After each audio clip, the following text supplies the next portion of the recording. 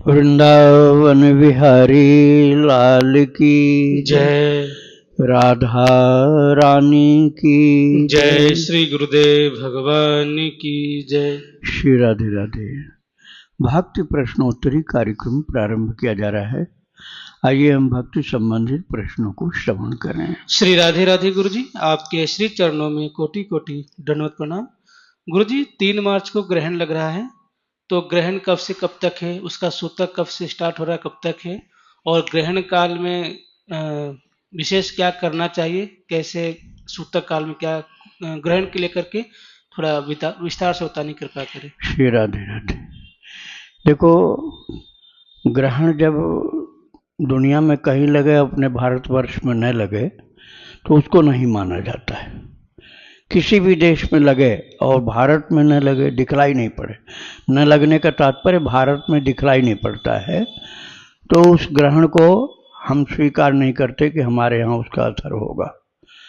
और ये चंद्र ग्रहण है 3 तारीख को जो पड़ रहा है, भारतवर्ष में दिखाई पड़ने का जो समय है उतना ही ग्रहण हम मानेंगे। विदेश में कब कितने बजे तक है उसको हम नहीं मानेंगे। विदेश में पड़ा हुआ ग्रहण बिल्कुल न दिखाई पड़े यहाँ, तो हम ये मानते हैं कि ग्रहण लगा ही नहीं। थोड़ा देर दिखलाई पड़ता है तो उतना माना जाता है। जैसे अब ये ग्रहण 3 तारीख को जो लगेगा, शाम को 5:45 बजे से दिखना शुरू होगा। अपने भारतवर्ष में 5:45 बजे से दिखलाई पड़ना शुरू होगा और 6:45 बज के फिर 2 मिनट और आगे, मतलब 6:47 तक दिखेगा। 1 घंटा 2 मिनट, कुल 1 घंटा 2 मिनट दिखलाई पड़ेगा। दूसरे देशों में कब से शुरू होगा उससे हमसे मतलब नहीं है। हमारे यहाँ दिखलाई पड़े उसी को तो हम मानते हैं। जब हमारे राष्ट्र में, अपने देश में दिखलाई पड़ता ग्रहण, तभी हम उसको मानते हैं, और यहाँ ना दिखे तो नहीं मानते। तो हमारे यहाँ कब से दिखेगा वो? 5:45 बजे शाम को दिखलाई पड़ना शुरू होगा। 1 घंटा 2 मिनट तक दिखलाई पड़ेगा।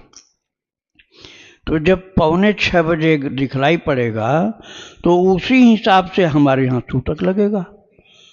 जब हमको दिखलाई नहीं पड़ेगा तो उसका सूतक हम क्यों मानेंगे? तो सूर्य ग्रहण का सूतक 12 घंटा पहले लगता है और चंद्र ग्रहण का सूतक 9 घंटे पहले लगता है। अब ये चंद्र ग्रहण है, हमारे भारतवर्ष में दिखलाई पड़ेगा 5:45 बजे शाम को। अब उसमें आप 9 घंटा नीचे ले आइए, मतलब 9 घंटा पहले, तो हो गया 8:45, 8:45 बज गया। 8:45 बजे से 9 घंटा बाद भारत में ग्रहण दिखलाई पड़ेगा। इसलिए जब दिखलाई पड़ना शुरू होगा तभी से हम ग्रहण मानते हैं। सदा यही किया जाता है। यहाँ नहीं दिखेगा तो हम नहीं मानते। तो हमें दिखलाई पड़ेगा 5:45 बजे, तो उससे 9 घंटा पहले आ जाओ तो 8:45 बज गया। तो सूतक हमारे यहाँ 8:45 बजे से लगेगा। उसके पहले मंदिर की सेवा चालू रहेगी। कीर्तन भजन तो कभी भी करिए, लेकिन ठाकुर जी का दर्शन, आरती, पूजा, सेवा, ये सब 8:45 के पहले बंद कर दिया जाएगा। 8:30 बजे बंद कर दीजिए और उसके पहले भोग लगा दीजिए, भगवान के सेवा का सब कार्य कर लीजिए। फिर उसके तो छोटे छोटे जो स्वरूप होते हैं ना, जैसे लड्डू गोपाल हैं, उनके लिए वो बात नहीं, बाल स्वरूप है। आप बच्चों को व्रत कराते हो क्या? कोई सूतक, कोई बच्चों के लिए व्रत नहीं कराया जाता है। छोटे बच्चे को कहाँ हो तो दिन रात दूध पीता रहता है। ऐसे ही बाल स्वरूप के लिए कोई सूतक नहीं है। बड़े बड़े ठाकुर जी के लिए सूतक है चंद्र ग्रहण का 9 घंटा पहले। ग्रहण अपने भारत में तो 5:45 पर ही दिख रहा है ना, तो जब दिखलाई पड़ेगा तभी तो हम मानेंगे, नहीं दिखेगा तो ग्रहण ही नहीं मानेंगे। तो हमारे यहाँ 5:45 पर दिख रहा है, तो उससे 9 घंटा पहले 8:45 बज गया। 8:45 बजे से सूतक हमारे देश में लगेगा, और किसी पूरब के देशों में पहले भी लगता होगा, जहाँ जब दिखाई पड़े उसके 9 घंटा पहले। यहाँ दिखेगा ही नहीं तो सूतक कहाँ से लग जाएगा? तो 5:45 बजे यहाँ दिखलाई पड़ेगा, तो उसके 9 घंटा पहले अर्थात 8:45 बजे ग्रहण लगेगा। ग्रहण काल का जो टाइम यहाँ का है 1 घंटा 2 मिनट का है। उस 1 घंटा 2 मिनट में हमको भगवान का तो पट बंद रहेगा, लेकिन कीर्तन भजन ये खूब चालू रहेगा। आप चाहे दीक्षा मंत्र जप करें, चाहे प्रभु का नाम जप करें, लेकिन उस समय सोना नहीं, शयन नहीं करना, निद्रा नहीं लेनी। और रात का टाइम तो होगा नहीं, शाम का ही है, तो सोने का समय भी नहीं। खूब ज़्यादा जप करो, 100 गुना फल मिलता है। 1 माला करोगे 100 माला के जप का फल मिलेगा आपको। इसलिए उस समय बातचीत बंद, केवल जप करना है या कीर्तन करना है। तो ये जरूरी बातें थी, वो हमने आपको बता दिया। श्री राधे राधे। उत्तराखंड से गुरुजी का प्रश्न है, श्री कृष्ण शरणम मम यह मंत्र है या नाम मंत्र है? क्या इसे चलते फिरते जपा जा सकता है? इसमें प्रणव और नमः नहीं लगा है, तो क्या मंत्र के नियम इसमें लागू होंगे? हाँ, इसमें शरणम शब्द जो है ना, वो मंत्रवाचक है, और इसको आप बिना दीक्षा के नहीं जप सकते। श्री कृष्ण श्री कृष्ण श्री कृष्ण हरे कृष्ण हरे राम, ये तो आप जपिए, लेकिन ये जो आपने बोला है ये मंत्र है, इसको बिना दीक्षा के नहीं जपा जाता है। और जब दीक्षा मिल जाए तो खूब रात दिन जप करो। राधे राधे। इनका दूसरा प्रश्न है, गुरुदेव मंत्र जप के क्या नियम है? इसे शुद्ध अवस्था में तो जपना होता है, लेकिन क्या आसन और माला भी अनिवार्य है? क्या बिना आसन के या काउंटर से जप सकते हैं? काउंटर से जपिए, उंगली पर जपिए, माला से जपिए, और चलते फिरते जपिए। जूता पहने हो तो मानसिक जपिए, वैसे नंगे पैर चल रहे हैं तो उपांश जप कर सकते हैं, वाचिक जप भी कर सकते हैं। श्री राधे राधे। शिवम पांडे जी हैं गुड़गांव से, इनका प्रश्न है, महाराज जी श्री रामानंदाचार्य भगवान के चरित्र का श्रवण करते समय उनके द्वारा बताए गए 3 प्रकार के जप के विषय में जानकर मेरे मन में गहरी जिज्ञासा उत्पन्न हुई है। विशेष रूप से श्वास के साथ जप की विधि, जिसके बारे में बताया गया है कि इससे सिद्धियां शीघ्र प्राप्त होती है। महाराज जी मैं जन कल्याण की भावना से साधना करना चाहता हूँ, कृपया मेरा मार्गदर्शन करें कि इसके अनुभव और सिद्धि प्राप्ति के लिए मुझे नियमित रूप से कितने दिन और प्रतिदिन कितने घंटे अभ्यास करना चाहिए, इसकी सही विधि क्या होनी चाहिए, कृपया मार्गदर्शन करें। श्री राधे राधे। आपके द्वारा प्रदत्त कृष्ण नाम का जप करता हूँ। सिद्धि के लिए बहुत सावधानी होती है। भोजन शुद्ध हो, वस्त्र शुद्ध हो, रहन सहन खान पान सदाचारमय हो, बड़ी पवित्रता हो, सोने बिछाने ओढ़ने का कपड़ा बहुत पवित्र होना चाहिए, जगह जहाँ आप उठो बैठो सो बहुत पवित्र होनी चाहिए।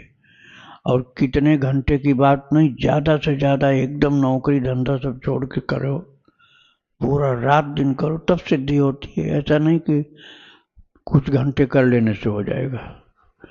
और इसमें एकदम शुद्ध परमार्थ होगा तभी होगी सिद्धि। जहाँ थोड़ा भी स्वार्थ की बात होगी तो सिद्धि नहीं हो सकती है।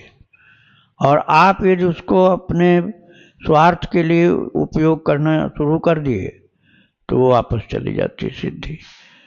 ज़्यादा अच्छा यही कि बिना किसी सिद्धि की कामना के आप निष्काम जप करते जाओ, उससे आपका सब कुछ अच्छा होगा, कोई खतरा उसमें नहीं होता। राधे राधे। पूनम शर्मा जी हैं पटना से, इनका प्रश्न है, मेरे पास 10-12 इंच का राधा कृष्ण जी का विग्रह है, इनके स्नान का जल चरणामृत हुआ कि नहीं? हाँ बिल्कुल हुआ, चरणामृत ही हुआ। स्नान कराने के समय आप तांबे के पात्र में कराइए, तांबे के पात्र में, और वो जल चरणामृत हो जाता है। तुलसी का एक छोटा सा पत्ती, उसमें तुलसी की एक छोटी पत्ती जरूर होनी चाहिए। तुलसी की पत्ती के बिना अब मान लो नहीं है तो पहले से रखा हुआ सूखा पत्ता भी डाल सकते हैं। राधे राधे। इनका दूसरा प्रश्न है, राधा कृष्ण जी को सुलाने एवं जगाने का कोई भजन बताने की कृपा करें। आपको भगवान के जागरण और शयन का बहुत सुंदर भजन प्राप्त हो जाएगा। आपको भक्ति प्रेरणा चैनल पर वो मिलेगा। भक्ति प्रेरणा चैनल जागरण स्तुति और शयन स्तुति, यही डालना होगा। जागरण स्तुति भक्ति प्रेरणा, शयन स्तुति भक्ति प्रेरणा, तुरंत शब्द सब मिल जाएंगे और गायन मिल जाएगा, उसके साथ आप भी सीख लेंगे। राधे राधे। इनका आखिरी प्रश्न है, राजभोग में एक जोड़ा पान लगाकर राधे कृष्ण को देती हूँ एवं बाद में प्रसाद के रूप में मैं पा लेती हूँ, तो क्या एकादशी व्रत के दिन भी पान को भोग लगाकर प्रसाद के रूप में उसे पा सकती हूँ? हाँ, पान का भोग तो लगेगा, लेकिन उसमें आप डालते क्या हो ये बात तो आपने बताया नहीं। लौंग इलायची डालो, आप गरी का गोला घिसा हुआ डाल दो, और मिश्री डाल सकते हो, बस यही डालना। अब आप उसमें सुपारी डालेंगे और कुछ डालेंगे तो फिर वो भोग के लायक नहीं होगा। राधे राधे। प्रश्न है गुरुजी, मैं अपना मन जप में लगाना चाहती हूँ पर लगता नहीं है, क्या करूँ? कोई उपाय बताएं। मेरे बच्चे भी नहीं होते हैं, कोई उपाय हो तो कृपया बताने की कृपा करें। देखो, मन भगवान में लगाने के चक्कर में भजन न छोड़ दो कहीं तुम, नहीं तो बहुत घाटे में चले जाओगे। आप कहोगे मन तो लगता नहीं, क्या करेंगे भजन करके जप करके, बहुत बड़ा घाटा। ये मन धोखा दे जाएगा तुम्हें।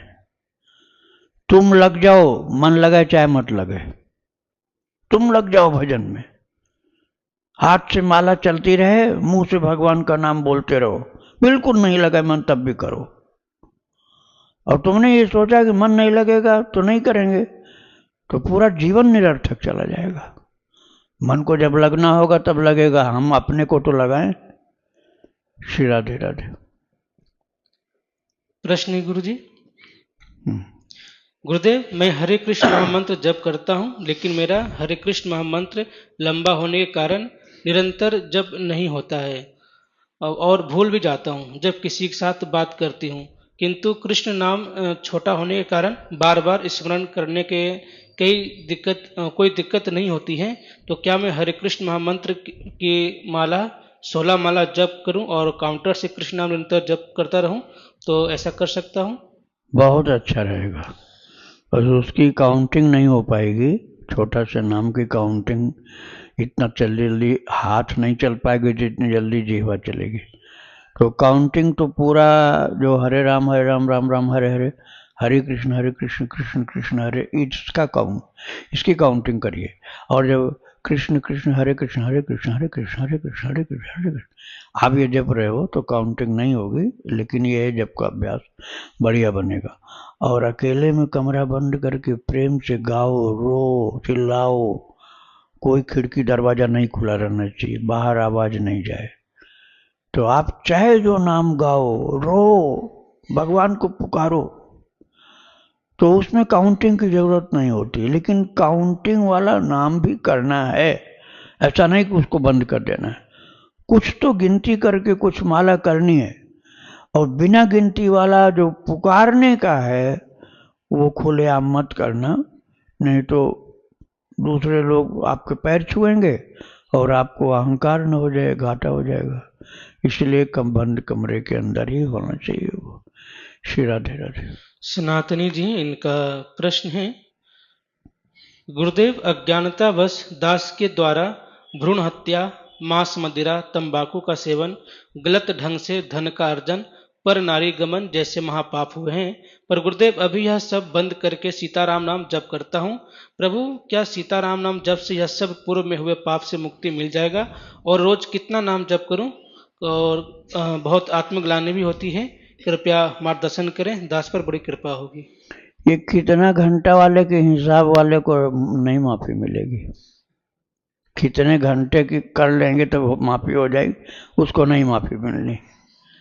वो अंधाधुंध जो रात दिन निरंतर जप करेगा और सब पूरा माफ हो जाएगा। तब प्रभु के चरणों में शरणगत हो जाओगे। अब आप जैसे नौकरी करते हो, हम इतने घंटे करते हैं तो वेतन मिलता है, उतने घंटे करने से इतने पाप की माफी कैसे मिलेगी? एकदम समर्पित हो कि एक ही काम, भूख लगी तो रोटी खा लिया, लेकिन बातचीत नहीं, केवल प्रभु का नाम जपना। निद्रा भी कम कर दो, रात दिन जपो, तो पाप तो कट ही जाएंगे और भक्ति माता की कृपा भी हो जाएगी। प्रभु का प्रेम भी प्राप्त हो जाएगा, कई कई फायदा हो जाएगा। तो थोड़ा सा आप जप करोगे, कहोगे इतना बड़ा पाप कट जाए, तो सारा जीवन उसी में चला जाएगा, फिर भक्ति का लाभ कब मिलेगा आपको? इसलिए बहुत ज्यादा जप करना पड़ेगा। गिनती नहीं कर पाओ कोई बात नहीं, लेकिन लगातार करो। वैसे गिनती में हम आगे बढ़ सकें, इसके लिए काउंटिंग की जरूरत होती है। जैसे अब आपने कभी किया नहीं तो आप कहोगे इतना हो ही नहीं सकता है। अरे 3 लाख 3.5 लाख नाम जप होता है, नहीं किया वो मानेगा ही नहीं, वो करने वाला मान जाएगा। 1 लाख से शुरू करो। आपने इसके विषय में बता रहा हूं आपको, कहाँ देखना होगा। भक्ति आश्रम चैनल यूट्यूब में निकालो, उसमें शॉर्ट्स पर जाओ, शॉर्ट्स पर पॉपुलर में जाओ, पॉपुलर में सबसे पहला वाला, उसमें ही ये बताया गया है कि आपका 2 लाख या 3 लाख नाम जप कैसे हो सकता है। तो आप सुन लेना बाद में। श्री राधे राधे। रीना सोनी जी, इनका प्रश्न है, महाराज जी परिवार में शादी है तो मेरा रोज का नियम नहीं हो रहा है, तो मैं कुछ दिन बाद ज्यादा माला करके नियम कर सकती हूँ, और नाम जब तो मैं चलते फिरते कर लेती हूँ। नाम जब खूब ज्यादा करो, उसमें किसी प्रकार की छूट मत दो, और पाठ कम हो जाए तो भी चल जाएगा, लेकिन नाम जप नहीं कम करो। राधे राधे। इनका दूसरा प्रश्न है, गुरुदेव ना चाहते हुए परिवार में मेरा झगड़ा सभी के साथ हो जाता है, कभी पति के साथ, कभी सास के साथ, तो कभी बच्चों के साथ, सभी मेरी ही गलती बताते हैं। ऐसा लगता है कि मैं अकेली हूँ, मेरा कोई नहीं है, कृपया मेरे अंदर सहनशीलता कैसे लाऊं? इसके लिए आपको मौन रखना पड़ेगा।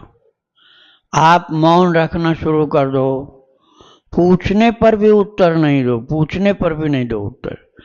और गड़बड़ी क्या होती है कि हमको उत्तर नहीं देना तब भी देते, दूसरा आपस में बात कर रहा, बीच में हम टपक पड़ेंगे सफाई देने के लिए, ना तुम गलत बोल रहे हो।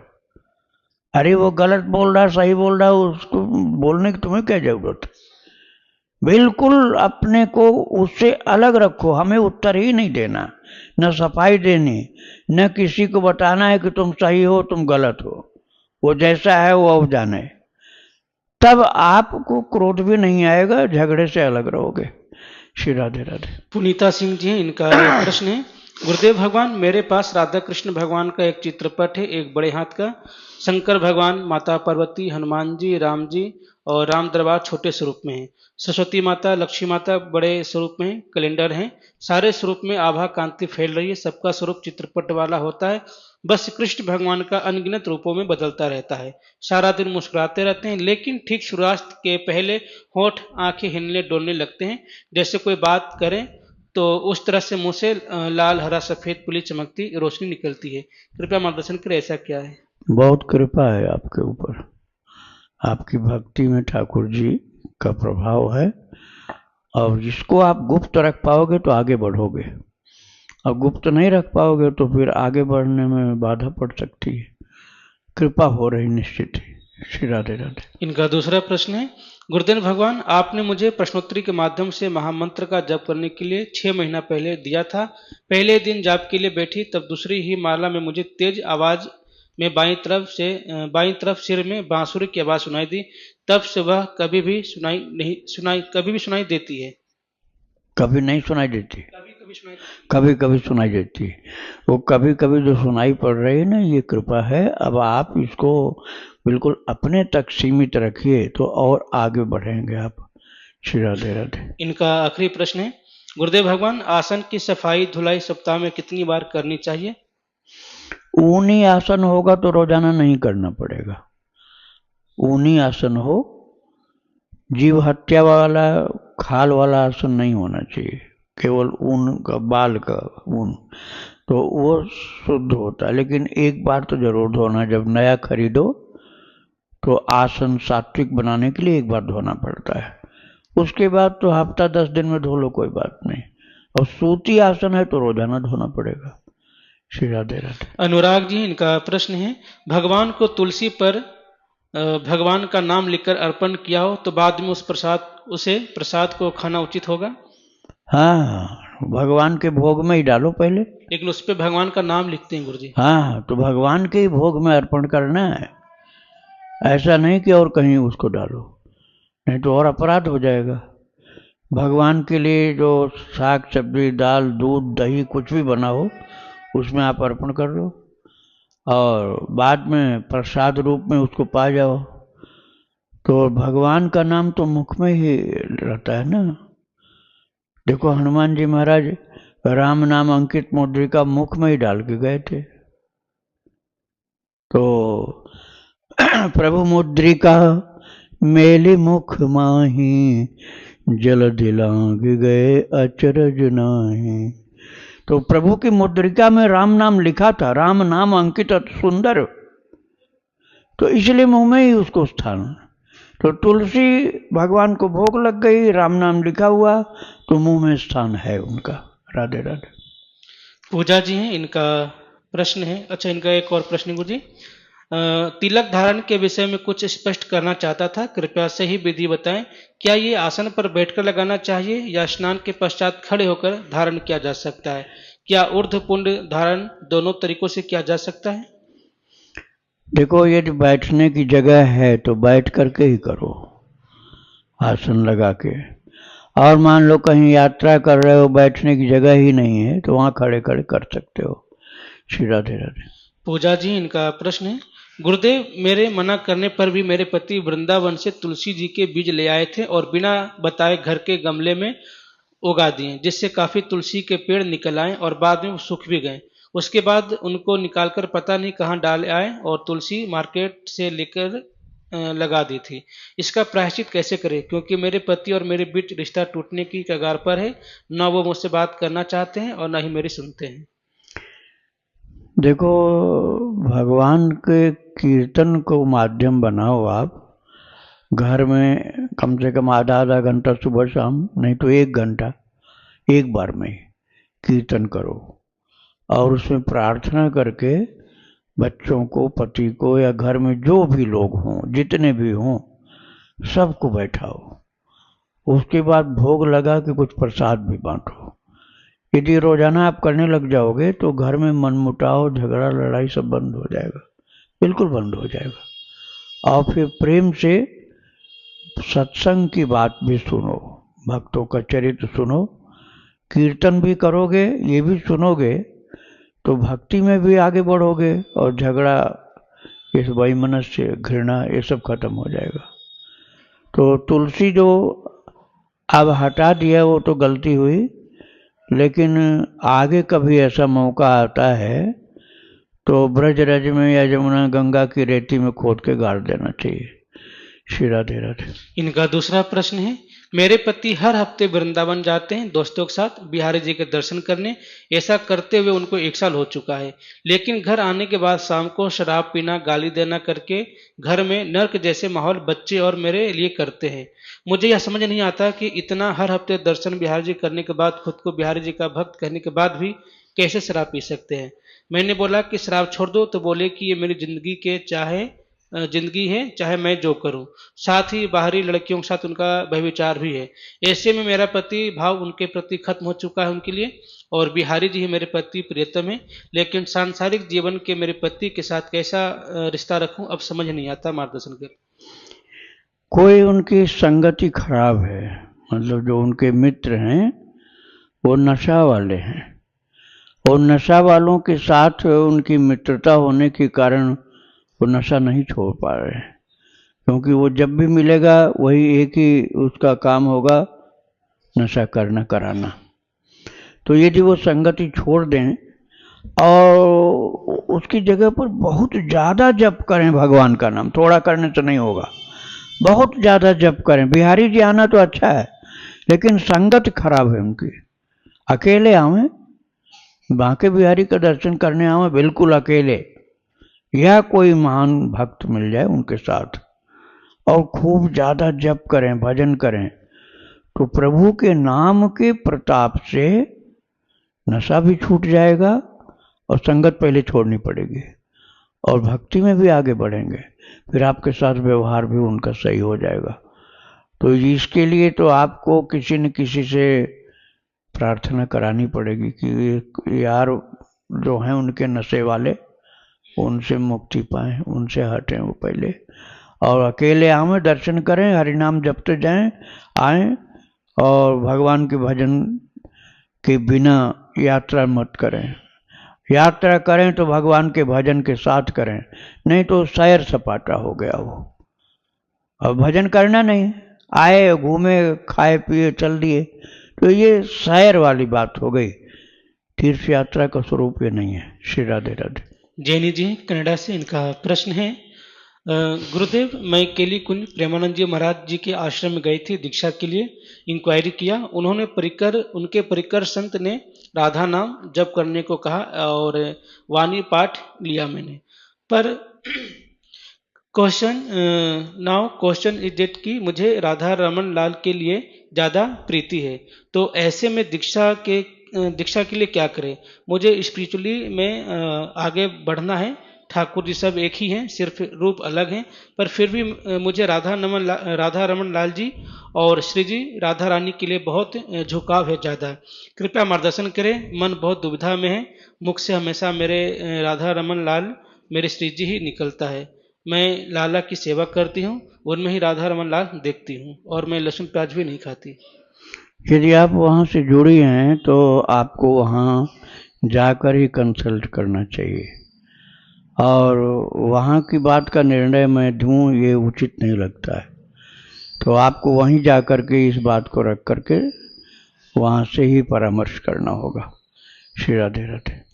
कृष्ण प्रिया जी गुरु जी, इनका प्रश्न है, गुरुदेव ने गोपी भाव का स्वरूप बताया, जिसमें नंद महल की सखियां बताया है, जिसे आंगन धोने और पोछा लगाना प्रिय है। मुझे प्रियतम की सेवा नहीं मिली, जबकि मैं अपने ठाकुर जी का बहुत अच्छा श्रृंगार करती हूँ।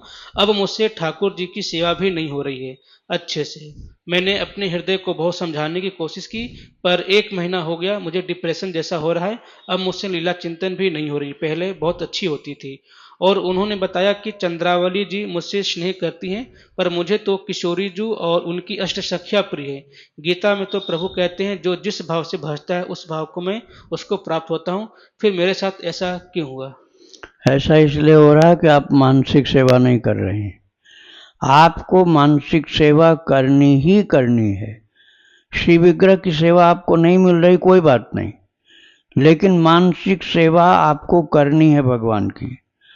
और इसमें भगवान से प्रेम हो, इसके लिए रसोपासना भक्ति आश्रम में निकालो आप। उसमें रसोपासना भक्ति आश्रम में जो लीलाएं हैं प्रभु की, उनको श्रवण करो, तो उससे आपका प्रेम भगवान से बढ़ेगा और रसोपासना बड़ी अच्छे ढंग से आप कर लोगे। राधे राधे। गुरु जी, पहले चिंतन करती थी और अभी भी करती, लेकिन पहले रस मिलता था, अब नहीं मिलता है, क्योंकि इनका गोपी भाव ये ठाकुर जी को प्रियतम मानते, लेकिन इनके जो गुरु जी हैं उन्होंने कहा कि तुम्हारी मतलब ठाकुर जी प्रति प्रियतम भाव नहीं होना चाहिए। तुम्हारी जो है नंद महल की सखियां हो, वहाँ पोछा लगाना झाड़ू लगाना ही तुम्हारी सेवा है, तो इसकी चिंतन करो। तो इस कारण से भाव बिगड़ रहा है, हाँ, तो नहीं हो पा रहा है। देखो, यदि शास्त्र की बात की जाए तो सभी जीव भगवान की प्रकृति हैं, और पुरुष एकमात्र परमात्मा है। एकमात्र परमात्मा ही पुरुष है और सब प्रकृति हैं, अर्थात गोपी है। यही बात तो मीरा जी ने कहा था, जब जीव गोस्वामी दर्शन नहीं देना चाहे, बोले मैं किसी स्त्री को दर्शन नहीं देता, अर्थात मैं पुरुष हूं, वो सब स्त्री है। तो मीरा जी ने यही व्यंग किया कि दूसरा पुरुष वृंदावन में कहां से आ गया। अभी तक तो वृंदावन में एक ही पुरुष था, वो कृष्ण है, भगवान श्याम सुंदर। उनके अलावा और कौन पुरुष आ गया जो नहीं मिलना चाहता। तो फिर जीव गोस्वामी तो समझ गए, तो गोपी का अवतार है, भागे हुए आए और चरणों में पड़ गए। फिर मीरा जी ने भी प्रणाम किया। तो देखो, सभी लोग यदि भाव उनका है तो गोपी के रूप में मीरा जी की तरह से भगवान को प्रीतम मानकर सेवा करने को स्वतंत्र हैं। आप चाहे श्री विग्रह की सेवा नहीं कर पा रहे हो तो मानसिक सेवा करो, ठाकुर जी कृपा करेंगे, कोई बंधन नहीं होता। राधे राधे। जय श्री राधे, जय श्री श्याम। राधे गुरु जी राधे। के चरणों में कोटि कोटि वंदन। श्री राधे जी। गुरु जी, हमें मतलब आरती गाते हैं सुबह की, श्री राधा हरि जी की आरती गाओ, तो उसमें राधा जी का है कि निताई गौरांग जी के दर्शन पाओ। तो उस टाइम मेरे आंसू भर आते हैं और फिर आंखें बंद रहती है, तो ऐसे लगता है कि निताई गौरांग हमारे साथ ना कर रहे हैं। हैं। हाँ, आए ऐसा हैं, लगता है कि आए हुए आए हुए हैं, और हमको ऐसे लगता है कि हम हमको बस ले जाए, हैं। क्या लगता है कि साथ में ले जाए। अच्छा। हमारी बेटी की शादी थी, हम्म, तो न हम मतलब ऐसे सेवा कर रहे थे अपने मंदिर में, हम्म। तो उसी टाइम अंदर से आवाज आई कि चलो हमारे साथ कान्हा। तो हमने कहा अभी हमारी बेटी का विवाह है, तो पूरा ये उससे खराब हो जाएगा। तो एकदम से अचानक हमारे हाथ पे कांपने लगे और बुखार आ गया। हाँ, ये नहीं होना चाहिए। दुनिया का कितना ही जरूरी से जरूरी काम हो, जब भगवान कहें कि चलो तो करो, प्रभु मैं चल रहा हूँ, चलो आप ले चलो मुझे। सब जिम्मेदारी ठाकुर जी संभालते हैं। जी जब आप भगवान के साथ चलने को तैयार हो जाओगे ना, तो तुमसे ज्यादा इंतजाम करने वाले यहाँ मिल जाएंगे। इसलिए ऐसा कभी नहीं करना चाहिए कि ये काम हम कर लें उसके बाद चलेंगे। ये काम करने की बात ही नहीं, अभी तुरंत इसी समय सारे कार्य छोड़ दिया। तो जितनी भी जिम्मेदारियां हैं वो तुमसे ज्यादा अच्छे ढंग से निभाने वाले ठाकुर जी दूसरे नियुक्त कर देंगे। इसलिए फिर कभी ऐसी भूल नहीं करना। प्रभु चलने को कर, हाँ चलिए प्रभु, जी तुरंत तैयार। राधे राधे। राधे राधे गुरुदेव, आपके चरणों में कोटि कोटि प्रणाम। गुरुदेव, मेरे को भी कुछ दिन पहले एक स्वप्न आया था जिसमें आप उपदेश कर रहे हैं मेरे को कि सभी से अपने आप को उभय कर लो। क्या कर लो? सभी से अपने आप को उभय कर लो। तो इसका अर्थ क्या है? उभय का मतलब ये होता है दो। उभय बोला ना सब, उभय का मतलब दो होता है। दो का तात्पर्य हुआ कि वो ठाकुर जी के संबंधी हो गए और हम भी प्रभु के ही हैं। तो इस तरह से भगवान के नाते मानव सबहीं राम के नाते, राम के अर्थात प्रभु के संबंध के कारण हम सब एक दूसरे के साथी हैं। वैसे नहीं, ब्लड के रिलेशन से नहीं, सांसारिक रिश्ते से नहीं, भगवान का रिश्ता है। हमारे प्यारे के प्यारे हैं, हमारे प्यारे के प्यारे हैं, इसलिए हमारे हैं। ये हो गया उभय का तात्पर्य कि हम भगवान के हैं, आप भी भगवान के हैं, तो हम आप दोनों एक दूसरे के साथी हैं, क्योंकि हम भगवान के हैं। अब भगवान के नहीं है तो फिर हमारा कोई रिश्ता नहीं है। तो ये इसका मतलब हुआ। श्री राधे राधे। त्याग और परित्याग में क्या अंतर है? मोनिका सूर जी का प्रश्न ऑस्ट्रेलिया से। परि शब्द जो है उसका अर्थ होता है परितः, मतलब चारों ओर से। जैसे एक चीज को त्याग दिया, वो त्याग कहा गया, और सब कुछ संसार को त्याग दिया, ये परित्याग हुआ। परित्याग मतलब सब कुछ त्याग देना, परित्याग। और एक वस्तु को त्याग देना वो परित्याग नहीं, वो त्याग हुआ। ये अंतर है शब्द का। श्री राधे राधे। वृंदावन बिहारी लाल की जय। राधा रानी की जय। श्री गुरुदेव भगवान की जय। श्री राधे राधे।